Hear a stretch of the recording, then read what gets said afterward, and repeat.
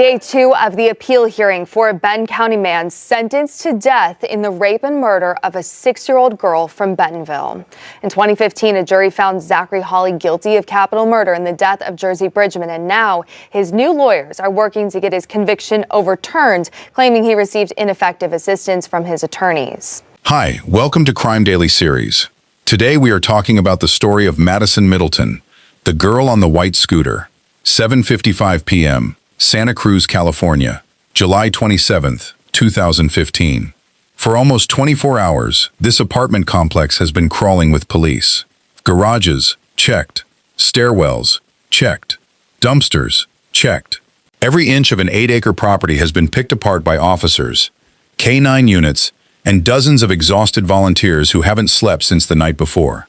A detective walks back to a spot they've already searched. The recycling area. First floor of the parking structure. He's not expecting to find anything different. This area has been cleared once already. He opens the bin. And in that second, everything changes. A missing persons case, the kind police hope, right up until the last possible moment, ends with a scared kid found hiding somewhere embarrassing. Becomes something else entirely. Something that will not have a good ending. Word moves through the complex fast. But not as fast as the boy who lives one floor above that recycling enclosure. He's 15 years old. He's been out there for hours, close to the search, talking to officers, asking questions, watching. Nobody has told him what was just found. He runs anyway. He bolts across the property before a single word is said to him. Before there is any version of events in which an innocent person would know there was something to run from. By the next morning, he'll have a name attached to a set of charges that will occupy California courts for the next 10 years, reshape a debate about how this country punishes children who commit adult crimes, and leave a mother without her daughter for the rest of her life. Before we get into it, drop your city in the comments right now and tell me what time it is where you're watching from. I genuinely love seeing where this channel reaches. And if true crime cases like this one are the kind of thing you come back for, do me a favor and hit subscribe, so you don't miss the next one. Now, what happened to Maddie Middleton is one of the most heartbreaking cases in Santa Cruz history, but it's also one of the most legally controversial cases in the state of California, because the question this case eventually forced onto the entire country wasn't just who did this. It was, once we know the answer, what do we actually do about it? Stick around, because by the end of this video, you may find yourself asking the same thing investigators, judges, and Maddie's own family had to sit with for the better part of a decade. Let's get into it. To understand what this case took from the world, you have to understand who Madison Middleton actually was, not as a case file, but as a kid. Everyone called her Maddie. She was 8 years old, and she lived with her mother, Laura Jordan, at the Tannery Arts Center in Santa Cruz, a housing community built specifically around artists and families. Roughly 100 apartments spread across 8 acres of shared courtyards and studio space. It wasn't a typical apartment complex. It was designed as a community, the kind of place where people genuinely looked out for one another, where kids rode bikes and scooters until the streetlights came on, and neighbors left their doors open without a second thought. For a kid like Maddie, it was close to ideal. She was creative in a way that people around her noticed immediately. She painted small toy animal figures and built entire imaginary stories around them, turning her bedroom floor into a stage for productions only she could see. She sang. She danced. She drew constantly. If there was a way to put a piece of herself into the world, she found it. Her mother, Laura, described her as deeply kind, the kind of child who would cross an entire room just to sit next to someone who looked left out. She was sharp, intuitive, almost always smiling. Around the tannery, she had a reputation, the girl who could talk to absolutely anybody. She made friends in minutes. She could hold a conversation with an adult twice her age without missing a beat, and somehow never came off as anything but genuine. Her father, Michael Middleton, was a steady, constant presence in her life. Between Laura, Michael, and Maddie, the three of them were close in the way that actually matters. Not just family in name, but genuinely, deliberately tight-knit. Maddie was their entire world. July 26, 2015, was a Sunday, and Maddie was making the most of what was left of the weekend. A friend had come over, The two of them were finishing up a board game with Laura in the apartment, and when it wrapped up, Maddie had one thing on her mind: her new scooter. She'd only had it a few days, a white Razor scooter, and she was not about to let the sun go down without riding it around the courtyard first. This wasn't a kid wandering somewhere unfamiliar. Maddie knew the tannery like the back of her hand. She'd grown up on this property. Everyone in it knew her, and she knew practically everyone back. Several neighbors would later recall seeing her out that afternoon, coasting around on the scooter, stopping to chat with other kids, completely at ease.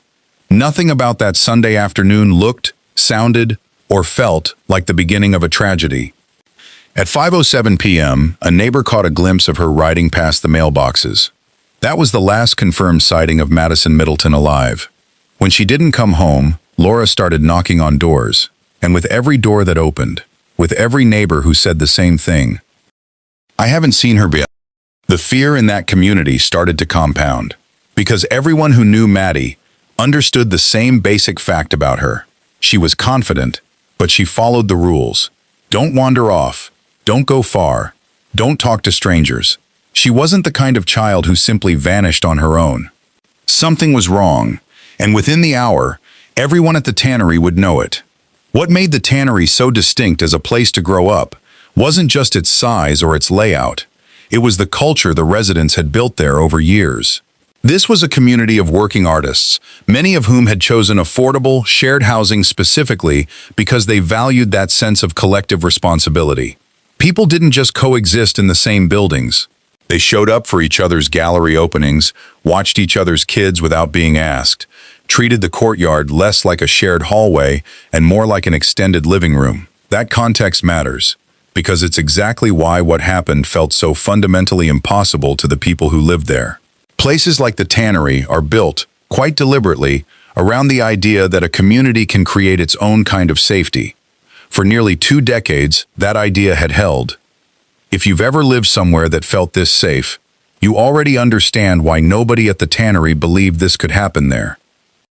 At 6:08 p.m. on July 26, 2015, a 911 call came in from the Tannery Arts Center. The voice on the line belonged to Laura Jordan, and it was shaking. Her 8-year-old daughter had gone outside to ride her scooter over an hour earlier. She hadn't come back. Police arrived fast, and from the very first minute, they treated it seriously. Officers swept the property: garages, stairwells, storage units, dumpsters. Neighbors didn't wait to be asked. Dozens of them poured out of their apartments to help comb through every inch of a property they knew intimately, because there was simply no way. No way a child disappears this fast, this completely, from a place this small, this contained, this watched over. In an interview given during the search, Laura described what Maddie had been wearing: a purple dress, a black helmet, riding a brand new white scooter, happy as could be. She confirmed police had gone door to door through every loft in the complex, pulled surveillance footage, and organized search parties that ran through the entire night. When asked if there was any adult friend Maddie might have gone off with, any place she might have wandered to on her own, Laura's answer was immediate: never, not once. Maddie knew exactly where she was, and wasn't allowed to be, and she had never left tannery property before in her life. One detail from that search deserves attention, because it became a point of real criticism afterward. Despite a missing 8-year-old and a community in full-blown panic, an Amber Alert was never issued. Officials later stated the case simply didn't meet the specific legal criteria required to trigger one. At the time, nobody outside law enforcement understood why. It would become one of several moments in this case where the systems meant to protect children ran headfirst into their own rigid technicalities. Overnight, the search escalated into something much larger than a neighborhood effort. The Santa Cruz Police Department brought in the county's search and rescue team along with K-9 units. But night fell fast, and by morning, there was still nothing. By 11 a.m. on July 27th, roughly 50 FBI agents had joined the operation. Police expanded the search radius to 4.5 square miles. Search crews in orange jackets fanned out across Santa Cruz, going door to door, asking residents to check every shed, every garage, every yard they owned. Local news coverage that morning captured just how far this had spread. Parents dropping their kids off for dance class at the Tannery Arts Center were being told, in real time, that an 8-year-old girl from their own community was missing.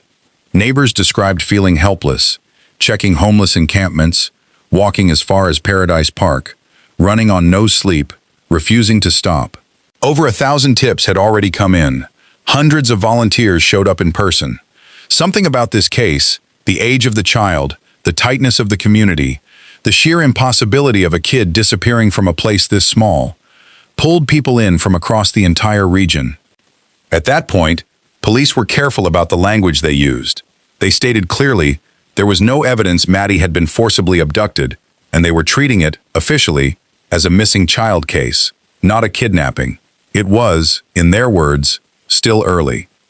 One especially telling exchange from that period stuck with a lot of people who followed the case closely. A reporter asked Laura directly how she was managing, given that there was almost nothing left for her to personally do but wait. Her answer was raw and unscripted. She said she had already fallen apart once, and now she was operating purely in survival mode, that there was no real way to explain the difficulty of that specific kind of helplessness, and that nobody should ever have to go through it. It's worth sitting with that for a second, because it captures something true about cases like this one. For the family at the center, there is no version of doing everything right that actually feels like enough. Meanwhile, officers kept working the property itself. They confirmed, publicly, that surveillance footage had captured Maddie arriving in the courtyard, the exact spot she was supposed to be, and that was the last frame anyone had of her. From that point forward, there was nothing. No further footage, no further sightings, no trace. As the search crossed the 24-hour mark, investigators made a decision that would end up defining the entire case. Given how short the window actually was, Maddie was last seen at 5:07. The 911 call came in at 6:08. Investigators became increasingly convinced that whatever had happened to her, it hadn't happened far away. It had happened somewhere close, possibly somewhere inside the property itself. So they pulled the search back in, and they started going through the tannery again. Every space, every corner, every area they'd already cleared once, this time slower, and this time with fresh eyes. Before we go any further, if you're finding this case as unsettling as I do, hit that like button right now. It genuinely helps this story reach more people, and honestly, cases like Maddie's deserve to be remembered accurately, by as many people as possible. Okay, back to Santa Cruz. It was just after 8 p.m. on July 27th, less than 26 hours after Maddie was last seen, when a detective walked back into the recycling enclosure on the first floor of the parking structure. That's where they found her. At 8 p.m., police suddenly began herding residents out of their apartments and pushing everyone onto the street. Nobody outside law enforcement understood why yet, but anyone who had spent the last day and a half watching this search unfold knew, instantly, that this wasn't a drill. Local news that night confirmed what the community had been dreading. A body believed to be that of 8-year-old Madison Middleton had been found in a dumpster enclosure almost exactly 24 hours after she disappeared, just steps from the apartment where she'd lived her entire life. One investigator later described the moment plainly, that everyone's heart dropped the second the bin was opened. But there was no time to sit with that. In an instant, the case had transformed. This was no longer a search for a missing child. It was now a homicide investigation, and the property that had spent the last day as a search zone was now, legally and procedurally, a crime scene. At a press conference held shortly after, officials were careful with their language, stating only that forensic analysis and an autopsy would determine the official findings. They weren't yet in a position to say more. But everyone in that room, and everyone watching at home, understood the shift that had just occurred. And within hours, before that night was even over, police announced they'd made an arrest. The detail that stunned the community wasn't just that someone had been taken into custody. It was who. Local news cameras captured the arrest happening right there at the complex. A distraught woman in the parking lot, sobbing, screaming. Neighbors on scene identified her as the suspect's mother. At approximately 7:55 p.m., a detective conducting a more thorough, second canvass of the property had opened that recycling bin. And investigators confirmed something that made the entire case feel, instantly, more disturbing than anyone had prepared for. The person responsible didn't come from outside the tannery. He lived there. He lived one floor directly above the exact spot where Maddie's body was found. He was 15 years old. I want to pause here for a second, because this is the point in the story where a lot of people watching are going to feel something shift, and I think that's worth sitting with rather than rushing past. This wasn't a stranger who slipped in from outside a gated community. This was someone this community had let in completely. If this story is landing the way it's landing for me, drop a comment and let me know. I read every single one, and it genuinely shapes what I bring to this channel next. On the evening of July 28th, the community gathered for a candlelight vigil in the same courtyard where Maddie used to ride her scooter. People described walking around numb, the specific, disorienting kind of numb that comes from grief you haven't had time to process yet, layered on top of confusion that made everything harder to sit with. Because at that point, they still didn't know who he was. The suspect was a minor, which under California law meant his identity was protected in those first critical days. No name, no face, just the knowledge that someone who lived among them, someone whose door they may have walked past 100 times, had done this. People were living in the same complex, passing each other on the same stairwells, and had no idea who they were actually looking at. That silence created its own particular kind of tension. Rumors moved fast. Anxiety moved faster. Then Santa Cruz County District Attorney Jeff Roselle stepped forward with a statement that reframed the entire case. He confirmed there was strong evidence connecting the teenager to the crime. He announced the suspect would be charged as an adult, and he made clear this wasn't a single charge. It was multiple serious counts reflecting the full weight of what had happened. His tone left no room for ambiguity. This was not an accident, and it was not something the legal system was going to minimize. After that, the name was released. Adrian Jerry Gonzalez, known around the tannery as AJ, 15 years old. He'd lived in that community with his mother for the past 6 years. For the people who knew him, the revelation was almost impossible to process. AJ wasn't someone who gave off warning signs, not ones anyone recognized at the time anyway. Neighbors described him as polite, easygoing, always smiling. He spent time with the younger kids in the complex, teaching them yo-yo tricks, showing them basic piano chords. He was the kind of older kid parents felt genuinely comfortable seeing around their children. Trusted, familiar, safe. That image is exactly what made the truth so difficult for people to absorb. In the days that followed, neighbors found themselves replaying every interaction they'd had with him, every moment on the stairs, every wave across the courtyard, trying to reconcile the person they thought they knew with what had actually happened. For a lot of people in that community, that reconciliation never fully came. It changed something permanent in how they understood the place they lived. Looking back, though, there were fragments, details that, on their own, hadn't meant much to anyone, but taken together, painted a very different picture. His social media presence revealed a side of him people either hadn't noticed or hadn't taken seriously enough. Posts that read as heavy, dark, conflicted, the kind of thing that in hindsight looked far less like ordinary teenage angst and far more like something deeper and unaddressed. There were also reports that he'd been cruel to a family pet, and that at least one person close to him had encouraged him to seek help after he made comments about wanting to hurt himself. None of these fragments had been connected at the time. Together, they told the story of someone struggling with something far more serious than what was visible on the surface, and nobody around him had the full picture until it was too late. What first drew investigators' attention to AJ during the search was his behavior around the recycling area itself. While the rest of the community searched and waited, anxious for any piece of good news, AJ watched the officers with a focused, almost fixed attention, the kind that stood out precisely because it didn't match anyone else's energy. It wasn't the posture of someone hoping. There was something tense, something calculated in it. And then, when officers finally made their discovery, he ran, immediately, without a word, before anyone had told him a single thing, before he could have possibly known, through any legitimate channel, what had just been found. That single detail told investigators almost everything they needed to know. You don't run from news you haven't been given, unless you already know exactly what it is. What made it even more telling in hindsight, throughout the entire 24-hour search, AJ had been actively present, talking to people, asking what they knew, inserting himself into conversations, staying close to the flow of information as it moved through the community. At first glance, it looked like concern, a neighbor caught up in the same fear everyone else was feeling. In hindsight, it looked like someone monitoring a situation he already understood better than anyone else searching. There's a particular kind of chill that comes from re-examining a small community through this lens. The same courtyard where volunteers organized search parties, where neighbors compared notes on which sheds had already been checked, where people were holding each other up through a night with no sleep and no answers.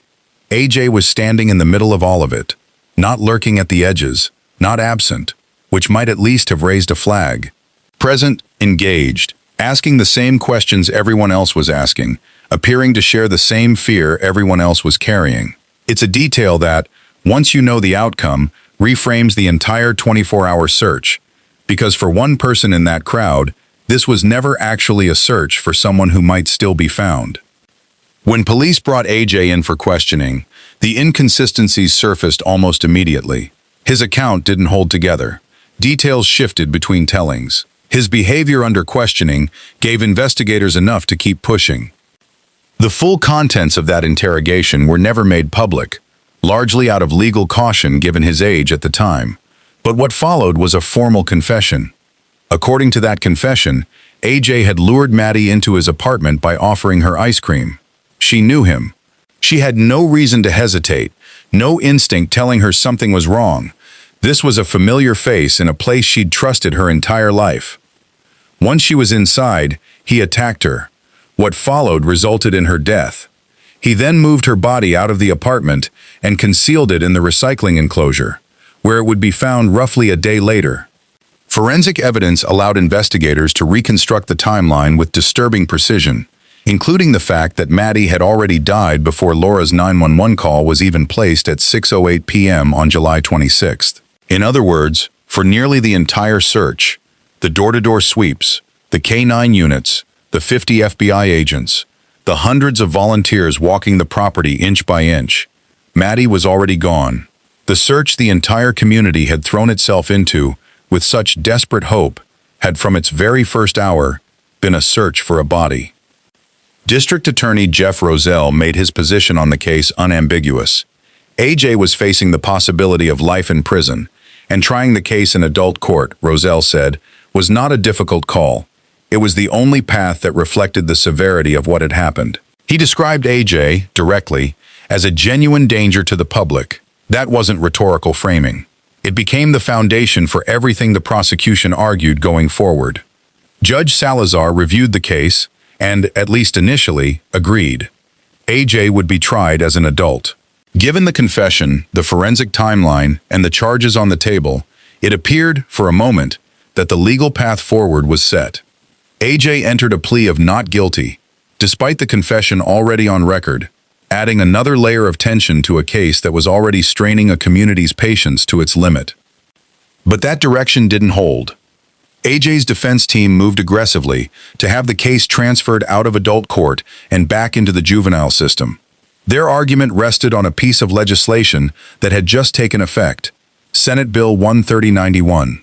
Here's what that law actually did, in plain terms. SB 1391 prohibited the prosecution of anyone who was 14 or 15 years old at the time of their offense from being tried as an adult, regardless of the crime committed. No exceptions. No judicial discretion to weigh the severity of a specific case. The law drew one hard line, and under that line, AJ's age at the moment of the crime made him legally untouchable by the adult court system, no matter what he had done or how the evidence stacked up. The defense also introduced context around AJ's upbringing, difficulties at home, struggles at school, social isolation, attempting to build a framework for understanding how a 15-year-old arrives at a moment like this. People who actually knew the Gonzalez family pushed back on that framing directly. AJ's mother, Reggie, had left an abusive relationship years earlier and had worked to rebuild a stable life for her children, making them her clear priority. Those close to her said the picture painted by the defense simply didn't reflect the reality of the household they knew. And prosecutors made a version of the same point in court. Countless people live through hardship, instability, and pain, and the overwhelming majority of them do not do what AJ did. Circumstance, they argued, explains nothing here. Public reaction was immediate and forceful. Thousands of people signed a petition demanding SB 1391 not be applied to this specific case. But petitions don't override statutes. After a lengthy series of legal battles and appeals, the California Supreme Court ultimately ruled that the case had to be transferred to juvenile court. That ruling landed on the tannery community and on Maddie's family like a physical weight. News coverage at the time captured the reaction in real time. Family members calling the decision absolutely disappointing, devastated. For years, AJ had been held in the adult system, in custody at the Santa Cruz County Jail. Now, under the Supreme Court's ruling in a related case, OG versus the Superior Court of Ventura County, that entire arrangement was reversed. I want to be upfront with you here.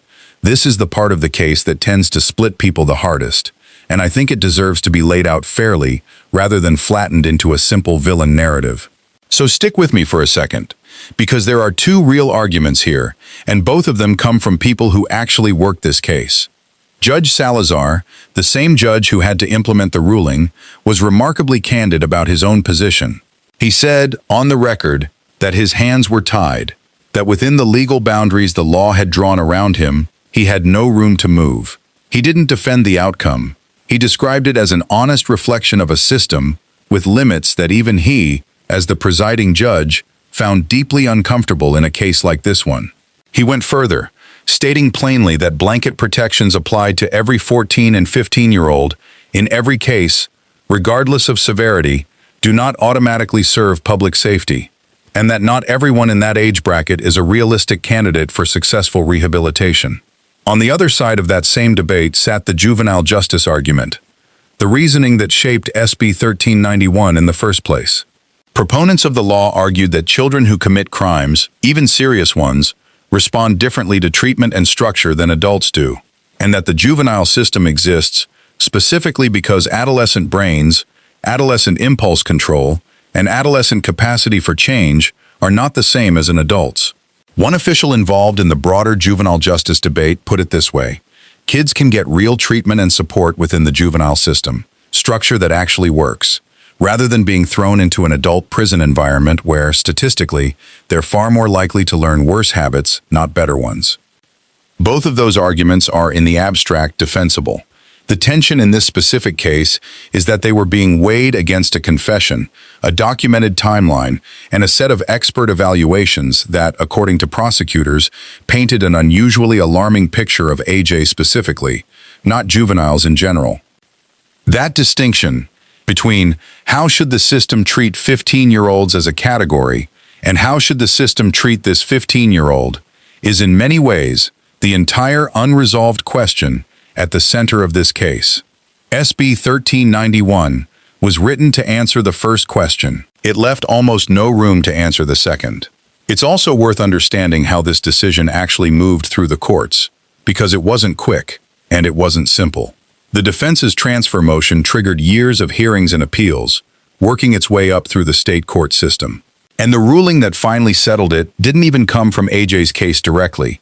It came from a separate case, OG versus the Superior Court of Ventura County, which became the legal vehicle that determined how SB 1391 would apply statewide across California. Once the state Supreme Court ruled in that case, the outcome for AJ was essentially locked in as a matter of law, regardless of what a judge or jury might have concluded about him individually. That's part of what made the ruling so difficult for Maddie's family to absorb. It wasn't a jury weighing the specific evidence against AJ and reaching a verdict on custody. It was a statute, applied uniformly, closing off that possibility before the specific facts of his case could even be fully weighed by an adult court. In April 2021, more than 5 years after Maddie's death, AJ changed his plea. He pleaded guilty to all 6 charges connected to what he had done to her. The guilty plea brought a form of legal closure, but for Maddie's family, closure isn't really the right word for what it delivered. 5 years is a long time to cycle through hearings, waiting rooms, procedural delays, and appeals. 5 years of having to relive the worst moment of your life, over and over, on a court schedule rather than your own. A guilty plea doesn't return what was taken. It simply marks the end of one especially painful chapter and the beginning of another. Before sentencing, AJ addressed the court directly. He spoke quietly, acknowledged the pain he had caused, and expressed hope that Maddie's family might one day find a way to forgive him. For many people in that courtroom, the words felt small, measured against the scale of what had happened. For the family, it was yet another extraordinarily difficult moment, sitting across from the person who had destroyed their lives and hearing him ask for something as enormous as forgiveness. Maddie's father, Michael, spoke afterward about his own path through that grief. He said that, through years of genuinely difficult personal work, he had found his way to a place of forgiveness. Not for AJ's benefit, he was clear, but for his own. He described it as the only path that didn't lead him deeper into darkness, and said he believed Maddie herself would have understood that choice. It wasn't a moment of relief. It was something quieter, and in its own way, harder. A man deliberately choosing not to let grief consume whatever life he had left to live. Maddie's mother, Laura, described something different. She spoke about living every day with depression, anxiety, and post-traumatic stress that hadn't faded with time, a weight that shaped her mornings, her sleep, her ability to function in ordinary ways. She said she could no longer work. The simplest tasks now carried weight most people never have to reckon with. For Laura, this wasn't a loss she was moving through. It was something she now carried permanently, built into the architecture of her daily life. Judge Salazar handed down the maximum sentence available under juvenile jurisdiction. Under that sentence, AJ's custody period was set to end when he turned 25, in October of 2024. That number, 25, became a flashpoint. For the family, for the community, for legal observers watching the case from across the country. Because under adult sentencing, AJ would have been facing a term measured in lifetimes. Under juvenile jurisdiction, there was a hard ceiling on his custody, and that ceiling had an actual calendar date attached to it. The idea that a sentence for this specific crime came with something resembling an expiration date felt, to almost everyone watching, impossible to reconcile with the facts of the case. There was, however, one legal avenue left. Prosecutors could formally petition to extend AJ's custody beyond age 25, but only if they could demonstrate, to a jury, that he still posed a genuine danger to the public. DA Roselle confirmed he intended to pursue that option, while being honest publicly that the outcome was far from guaranteed. He described AJ's likely release at 25 as a serious failure of the justice system and a legitimate public safety concern. Language that reflected not just a legal argument, but genuine frustration with the outer limits of the system he was working within. If you haven't already, now's a good time to hit subscribe, because where this case goes next is honestly one of the more consequential legal outcomes in recent California history, and I don't want you to miss how it resolves. Certain officials involved in the case were candid about what they believed the stakes actually were. One point raised repeatedly: expert evaluators, including a child psychologist with 3 decades of experience, stated they had never seen anyone present the way AJ did, in an entire career of clinical work. That evaluation became central to the argument that this specific case shouldn't be treated as a routine example of juvenile rehabilitation. Maddie's grandfather, Dan Middleton, was direct in his public statements. He said the original sentence ignored what the evidence made clear, that AJ represented an ongoing danger, and warned that SB 1391, as written, would set a precedent affecting future cases and future families in ways the public wasn't yet prepared for. His words carried the weight of someone who had personally watched the system process his granddaughter's case, and in his view, come up short. Then, across 2024 and into early 2025, a Santa Cruz jury convened specifically to decide the question that had been building for a decade. Should AJ be released upon turning 25, or should his custody be extended beyond that point? Prosecutors laid out their argument that he remained a genuine risk to public safety. The defense maintained that he had made meaningful, documented progress during his years in custody and deserved the opportunity to re-enter society. In February 2025, the jury delivered its decision. AJ would not be released at 25. His custody would be extended for additional years beyond that threshold. For Maddie's family, and for the broader community that had followed this case for a decade, it wasn't a moment of celebration. There was nothing to celebrate in any part of this, but it was, at minimum, a formal public acknowledgement from a jury of ordinary citizens who had reviewed the full record that the risk prosecutors had been describing for years was real. Laura spoke publicly after the verdict, describing how terrifying it had felt knowing that, under the original ruling, AJ would most likely have been released at 25 regardless of the risk. She was careful to note that her fear wasn't a rejection of juvenile justice reform as a concept. She said clearly that she believes in reform, for both juveniles and adults. Her point was narrower, and in some ways, harder to argue with. This wasn't a robbery. This wasn't a drug offense. Experts had testified, repeatedly, that what they'd observed in AJ was unlike anything they'd encountered in their careers. Comparisons were made, in court, to some of the most notorious offenders in modern criminal history. If that expert testimony held any weight at all, she argued, then a law with zero exceptions for severity was a law that had failed to account for cases exactly like this one. When asked how she wanted the public to remember her daughter, Laura didn't talk about the trial. She talked about a little girl who was the love of her life. Charming, brilliant, creative, loving animals, especially dogs and wolves. Playful, unafraid of anything. Someone who could hold her own in a conversation with adults twice her age. She was, Laura said, a perfect 8-year-old, and she always will be. It's worth noting what this outcome actually guarantees, and what it doesn't. Two things about AJ's case are now permanent, regardless of anything that happens from here forward. He is required to register as a sex offender for the rest of his life, meaning his name stays in official public records permanently, even after any eventual release. And the court ordered him to pay $22,000 in restitution, a figure that acknowledges the harm done without pretending any dollar amount could come close to addressing it. Beyond that, his future remains something the state will have to keep revisiting. Custody reviews, risk assessments, the possibility of further extension hearings down the line. For Maddie's family, that means this case, in a very real sense, may never fully close. It simply moves into its next phase.